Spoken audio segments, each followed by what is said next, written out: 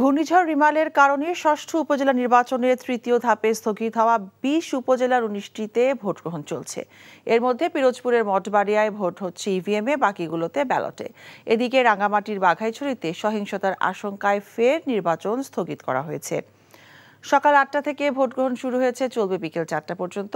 নেত্রকোনার খালিয়াজুড়ি, বাগেরহাটের শরণখোলা, মোরেলগঞ্জ ও মোংলা, খুলনার কয়রা, পাইকগাছা ও ডুমুরিয়া, বরিশালের গৌরনদী ও আগুইলঝাড়া, পটুয়াখালী সদর, মির্জাগঞ্জ ও দুমকি, পিরোজপুরের মঠবাড়িয়া, ভোলার তজুমুদ্দিন ও লালমোহন, ঝালকাঠির রাজাপুর ও কাঠালিয়া এবং বরগুনার বামনা ও পাথরঘাটা উপজেলায় শান্তিপূর্ণভাবে ভোটগ্রহণ চলছে।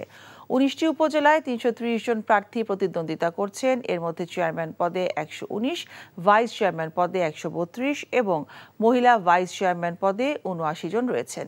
এসব উপজেলার ১,১৮১টি কেন্দ্রে মোট ভোটার ৩০,৪৬,০৮৮ জন।